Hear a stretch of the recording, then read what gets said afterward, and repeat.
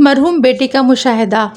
ایک مرتبہ کا ذکر ہے کہ حضرت حسن بصری رحمۃ اللہ علیہ کی خدمت میں ایک عورت حاضر ہوئی اور کہنے لگی کہ میری جوان بیٹی کا انتقال ہو گیا ہے، میری خواہش ہے کہ میں اس کو خواب میں دیکھوں، آپ مجھے کوئی ایسی دعا بتائیں کہ جس کو میں پڑھوں اور میرا مقصد حل ہو جائے۔ آپ نے اس عورت کو ایک دعا سکھائی۔ اس عورت نے رات کو وہ دعا پڑھی اور سو گئی۔ خواب میں اس کو اس کی بیٹی نظر آئی، جس کی حالت یہ تھی کہ اس نے دوزخ کے تار کھول کا لباس پہنا ہوا تھا، اس کے ہاتھوں میں زنجیریں اور پاؤں میں بیڑیاں تھیں۔ دوسرے دن عورت نے اپنا یہ خواب حضرت حسن بصری رحمۃ اللہ علیہ کو سنایا، جسے سن کر آپ بہت غمزدہ ہوئے۔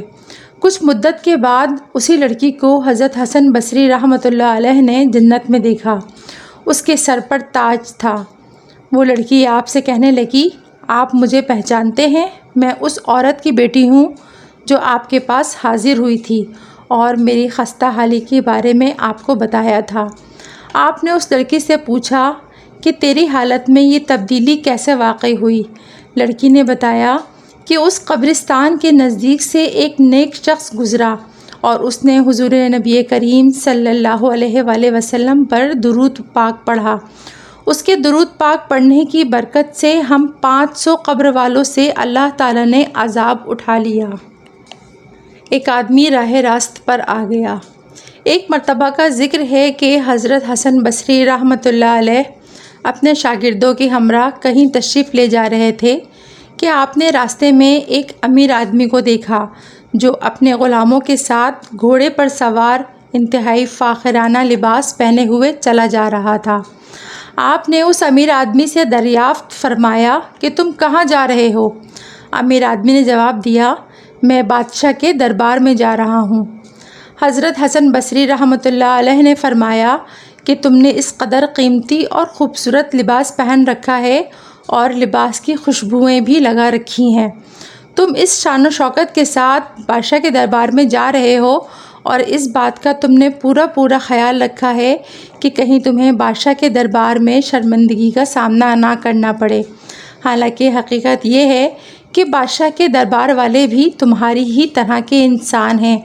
اب تم خود ہی سوچو کہ کل قیامت کے دن اللہ تعالیٰ کے دربار میں جہاں پر بڑے بڑے جلیل القدر انبیاء کرام اور عظیم المرتبت برگزیدہ ہستیاں موجود ہوں گی، تم اپنے گناہوں کی گندگی کی وجہ سے شرمندہ نہ ہوگے؟ حضرت حسن بصری رحمۃ اللہ علیہ کی بات سن کر وہ آدمی بڑا متاثر ہوا اور سوچ میں پڑ گیا۔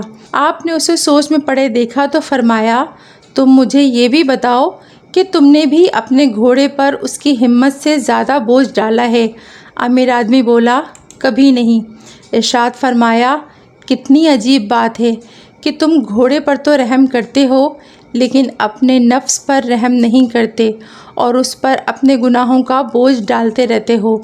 کبھی سوچا ہے تم نے کہ اس کا انجام آخر کیا ہوگا؟ امیر آدمی یہ پر اثر بات سن کر فوراً گھوڑے سے نیچے اتر آیا اور حضرت حسن بصری رحمۃ اللہ علیہ کے سامنے اپنے گناہوں سے تائب ہوا اور پھر ہمیشہ کے لیے نیکی کی راہ پر گامزن ہو گیا۔ سچ کی بنا پر گرفتاری سے بچت۔ ایک مرتبہ حجاج بن یوسف نے حکم دیا کہ حضرت حسن بصری رحمۃ اللہ علیہ کو گرفتار کر کے میرے سامنے پیش کیا جائے تاکہ میں ان کا سر قلم کر دوں۔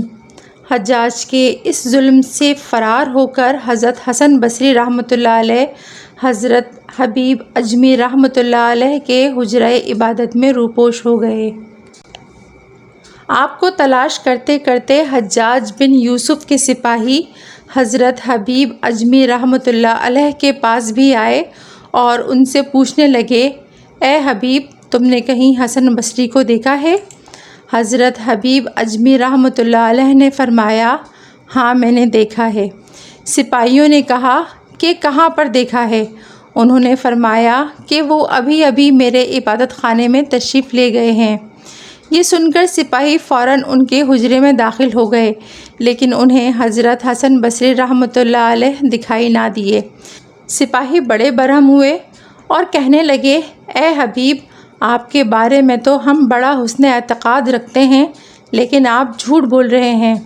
سچ سچ بتائیں کہ آپ نے حضرت حسن بصری رحمۃ اللہ علیہ کو کہاں پر دیکھا ہے؟ حضرت حبیب اجمی رحمۃ اللہ علیہ نے قسم کھا کر فرمایا کہ میں جھوٹ نہیں بول رہا بلکہ سچ کہتا ہوں کہ وہ میرے حجرہ عبادت میں گئے ہیں۔ یہ سن کر سپاہی دوبارہ حجرے میں داخل ہوئے لیکن ان کو کچھ بھی دکھائی نہ دیا۔ آخر کار مایوس ہو کر واپس چلے گئے۔ سپاہیوں کے چلے جانے کے بعد حضرت حسن بصری رحمۃ اللہ علیہ حجرہ عبادت سے باہر تشریف لائے اور فرمایا، اے حبیب، اتنی بات تو میں بھی سمجھتا ہوں کہ تمہاری برکت سے اللہ تعالیٰ نے مجھے ان کی نگاہوں سے مخفی کر دیا، مگر تم نے تو مجھے مروا ہی دیا تھا۔ کیا تم استاد کا حق ادا کر رہے تھے کہ سپاہیوں کو روکنے کے بجائے اندر بھیج رہے تھے اور یہ بھی کہہ رہے تھے کہ حسن بصری رحمۃ اللہ علیہ اس جگہ اندر موجود ہیں؟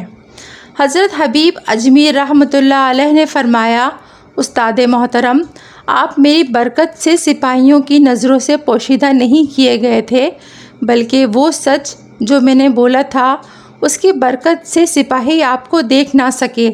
اگر میں جھوٹ بول دیتا تو وہ مجھے اور آپ کو رسوا کرتے اور ہم دونوں کو گرفتار کر کے لے جاتے۔